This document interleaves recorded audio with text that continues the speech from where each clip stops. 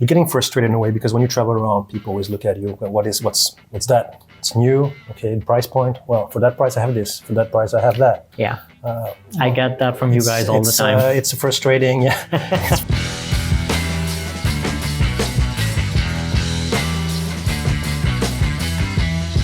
Never forget the people who have helped you to start a brand. When you grow and you have success, keep them in mind and continue to help them.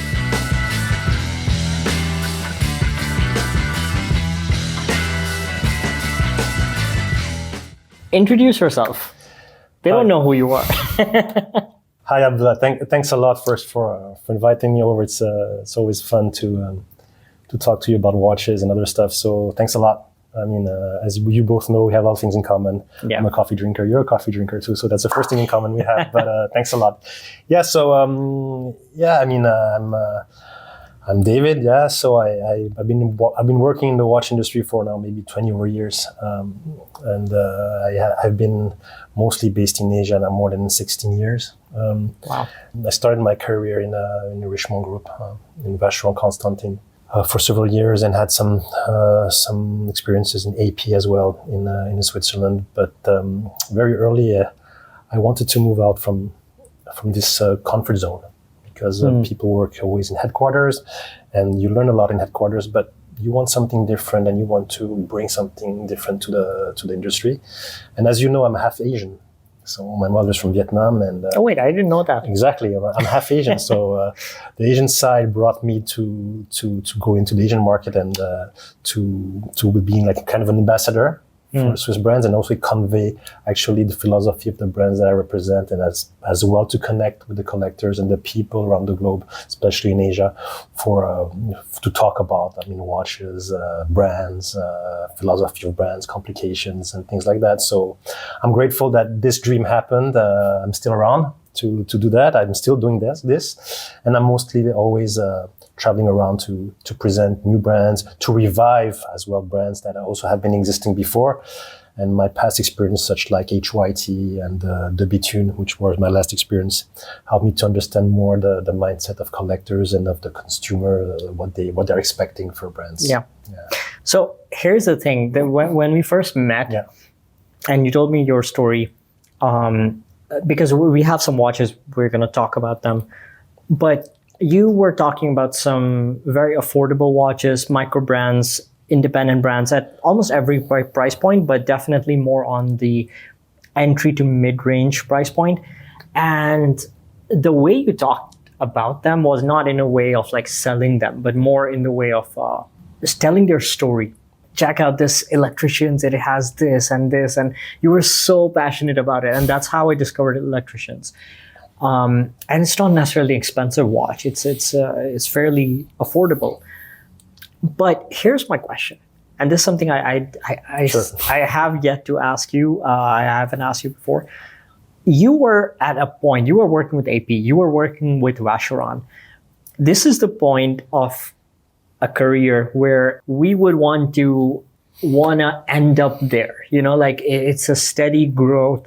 You work with brands, you learn, you gain experience, and you want to end up in those places.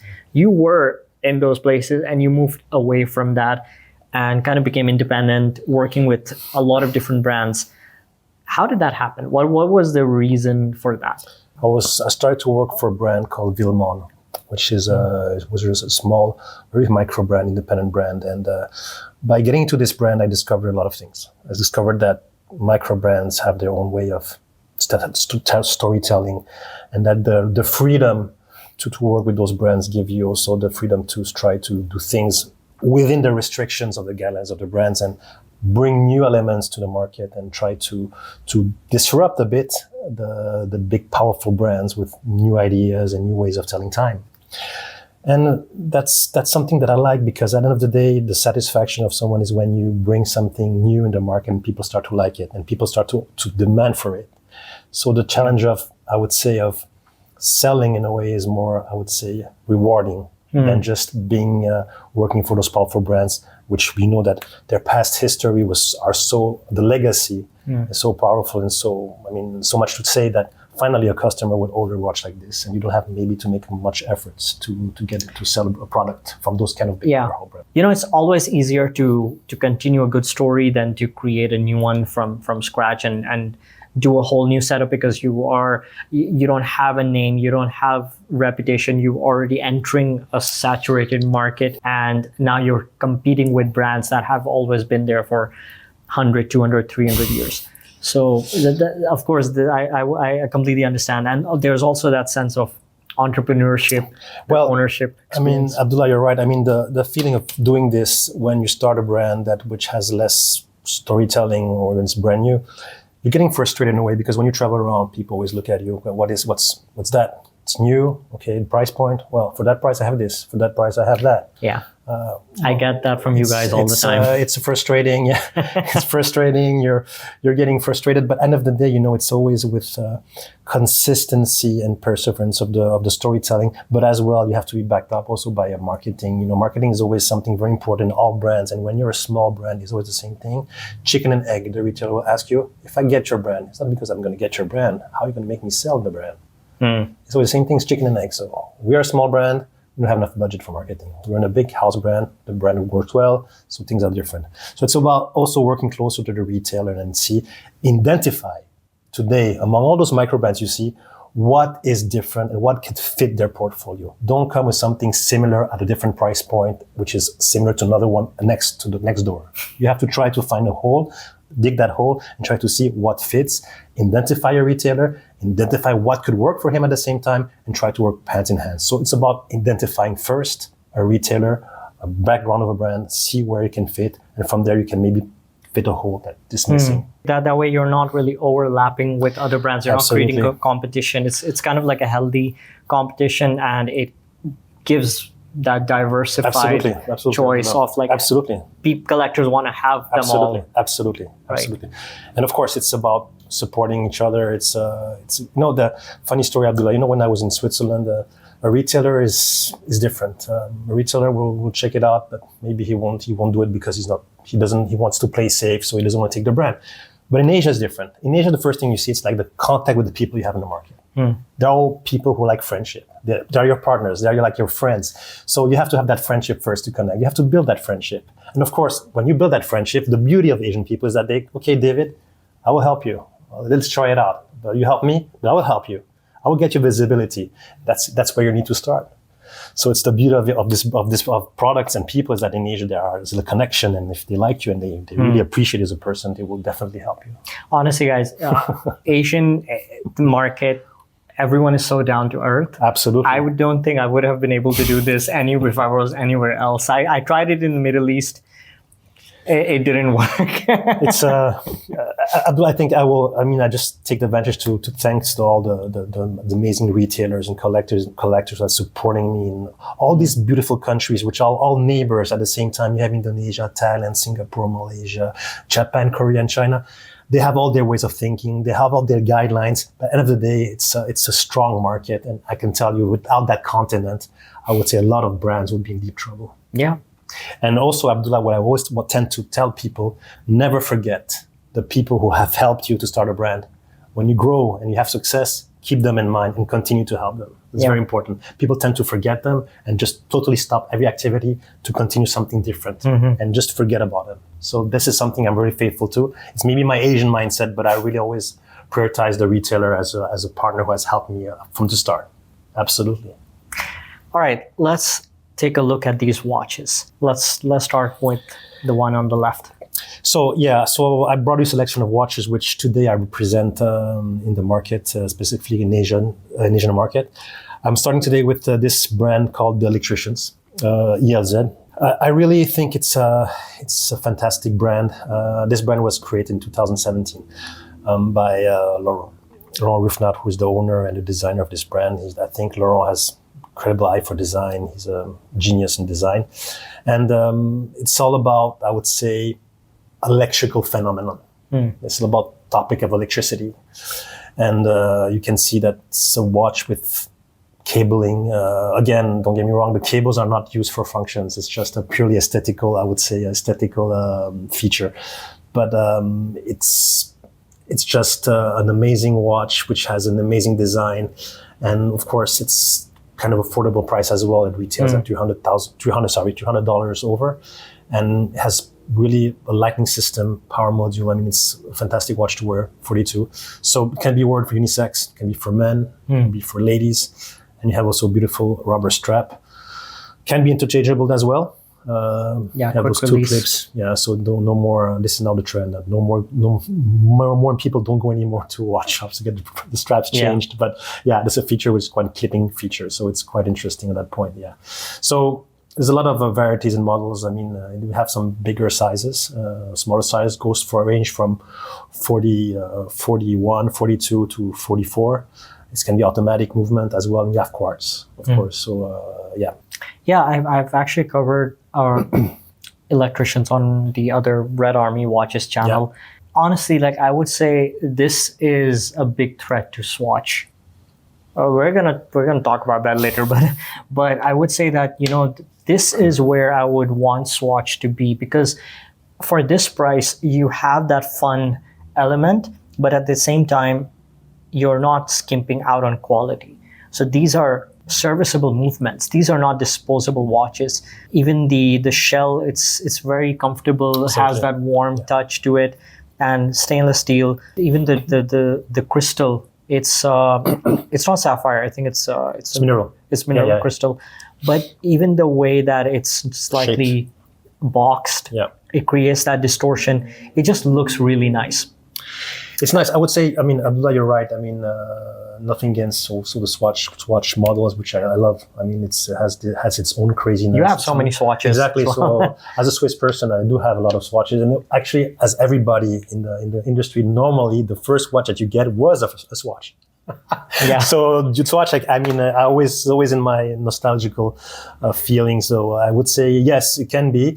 But again, Abdullah, I think into the market, when you go at that price point, you don't have a second Electricianz kind of watch. Exactly. I mean, that type of design.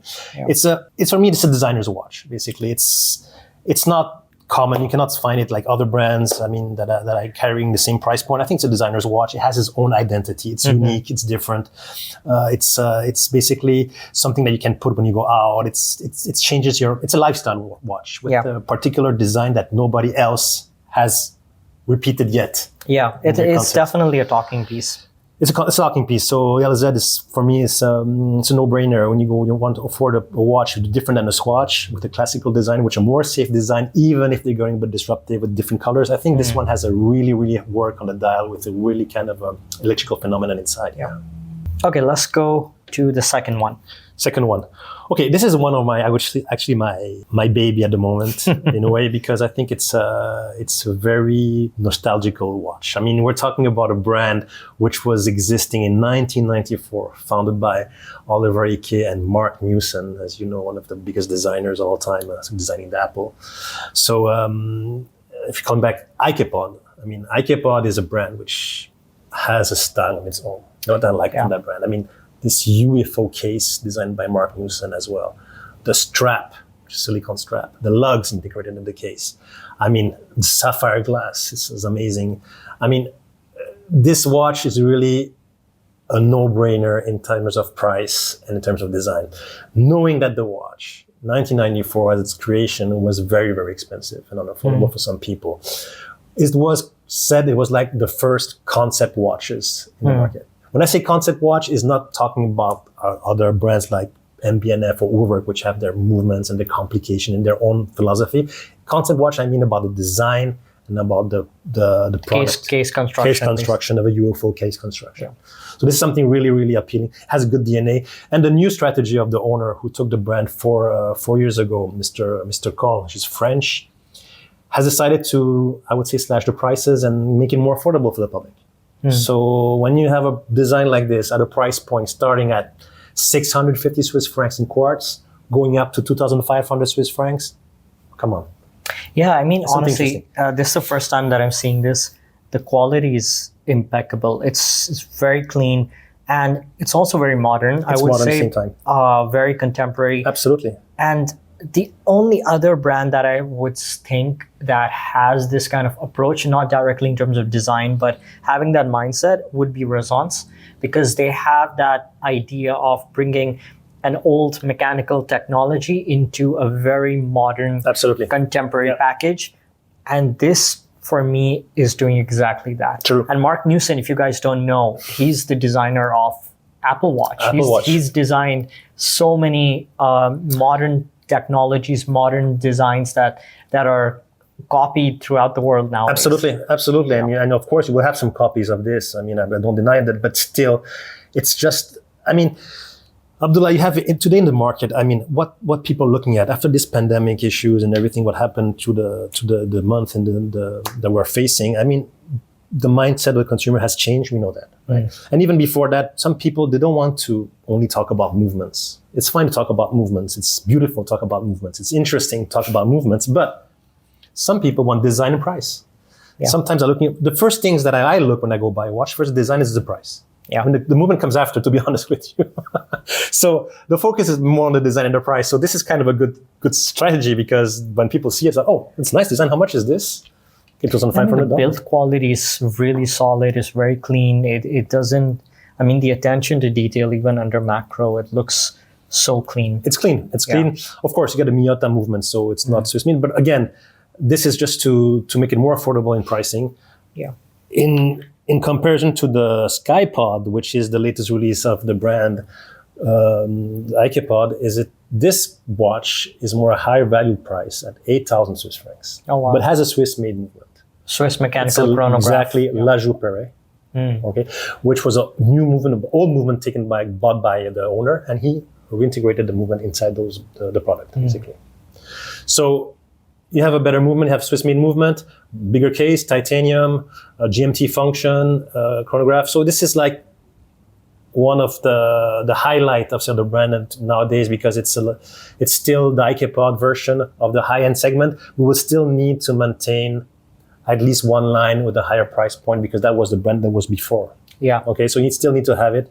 At the same time, the Swiss made movements have this pin, which the Miyota doesn't, has the pin here. So quite different, but again, silicone strap, integrated lugs in the case, with the whole fixture feature to see the movement. So it's pretty big, but it doesn't look big on the wrist. Yeah, that's what I was gonna say. It doesn't really look good. I mean, when people look at what is that, 44? It's a 46. 46. Yeah. I mean, if we hear 46, people are just gonna back out. They're not even gonna try it.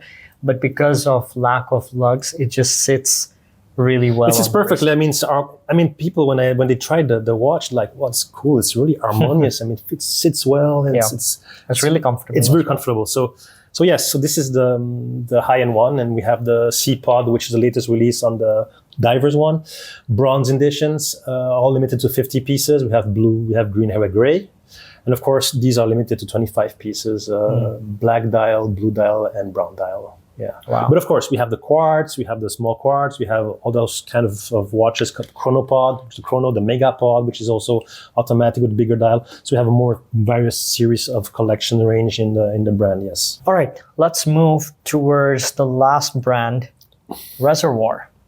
Reservoir, yes. So Reservoir, for me, it's another one which has always attracted my attention. It's the first time they released the product in 2015, I don't remember exactly, but it's 2015 by the owner, who was François Moreau, who was captivated by the dashboards of those gorgeous Lucy dashboards, like tanks and things like that. He really found himself a way to do something special using those dashboards. Yeah. Him as a banker, as an investment banker, he came up to this passion to do this brand. So that's why he called it Reservoir, which means, I cannot find the right word in English, but it's like tanks. You see the dashboard on the tank more. Yeah, so that's what it's called. And of course, Reservoir today has a very, very unique design, a strong design at the same time, because all Reservoir watches have the same function today. You don't have any chronograph yet. You don't have any GMTs like that presentation. I mean, you have this jumping hour retrograde power reserve function. Okay. And the beauty of this brand is that it's linked basically to aircrafts, to aircrafts, links also to submarines, links also to, I would say, to cars. So they have different lines, varieties of lines associated to dashboards of each field, but at the same time, they came up with very interesting the idea with the comics editions, where you have like a Popeye with a hand, a retrograde hand, and which, it shows the time and comes back again, so it's like very interesting, which is doing very, very, very well in the market. So it's like a big hit. And I would say price range can be starting between 3,500 euro, 4,000 euros, depends on the currency, but that's the price range. It's not, I would say, a cheap watch, still. You're buying something specific, so it's a little bit on the high side, I would say. But again, unique design, a very strong DNA. I mean, you can see the materials, how it's used, the bronze material. And when you see dashboard, you can see exactly a dashboard like you see it in a station where they do water tanks. I mean, it's very, very interesting. And one of the coolest thing about this is, even from this distance, the legibility is just so clear. The legibility is very, very, very clear. And I think it's something very important for a lot of people, is to have a visibility on the dashboard, which can give you the time quickly, not just like, look at this, look at that.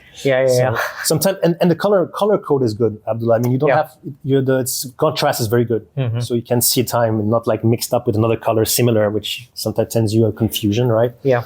And then of course we have the hydrosphere here, which is linked to submarines, dashboards, more bulky, more diving. You can see also the case, how it's done compared to the structure, compared to the Tiefenmesser. Helium-scape valve. Exactly. So the color is also really related to that. I mean, it's an interesting watch as well. A bit bulky for me, but I would say it fits well when you put it on the wrist. It fits really well, actually. You even have a diver's extension. Absolutely. On the go. Yeah. Wow. So it looks like, it's cool. Can be casual, it can be also dressing if you want, why not, right? Yeah. I mean, what I love about this is, it's not just about the hands, it's also about the dial layout. Absolutely. The font, the legibility. When you look at a Flieger watch or an aviation watch, it's again, like I said, it's very polarizing, it's a very strong design, and you can't have a collection of those. But I feel like because you have so many different style of gauges, you have vintage inspired, you have more contemporary, you can definitely create a collection of these. Definitely. And they all look, they still have that strong design language that is identifiable, but at the same time, they're not too similar to each other. Yeah. Actually, they have done also a tourbillon watch. I mean, it's for occasion. Wow. They have done that. But of course, the strategy of the brand is to keep this DNA, of course, and build from this DNA. Yeah. So it's an amazing brand. I think it's a brand which needs more attention. It's starting to get attention in Asia, of course, not as in Europe and other markets, but it's getting there as well. So you have a lot of more demand coming up. And of course, the Popeye is like a brand awareness kind of a model, because from there the people will ask, "Oh, what's that brand?" And it's interesting. And then of course, but then you have also Popeyes coming up with lookalikes, right? Like talking about other brands like Undone did it, Popeye, But I mean, this is really a complication feature, so it's very interesting to collect as a collector's item. Absolutely, yeah, I agree. Let's talk about what other brands are you representing in the Asian market? Okay, so basically, this is the main brands, I would say, in terms of price points that is upcoming. Of course, I have a brand which I'm working hard on with, and I know you know the owner as well, and the CEO is Patrick. Patrick Ohm, who I'm leading Charles Girardier.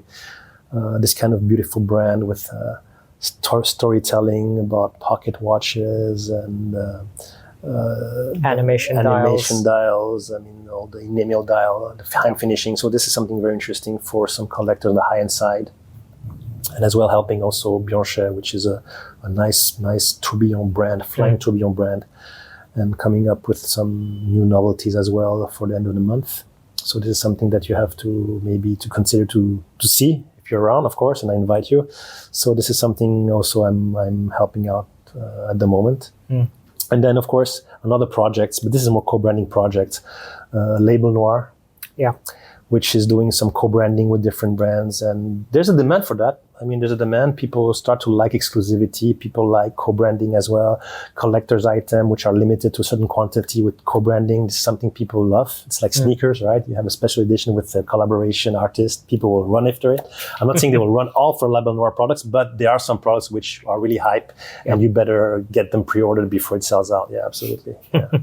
All right, David, thank you so much. Thank you so much. Appreciate it. Thank you very much. Take care.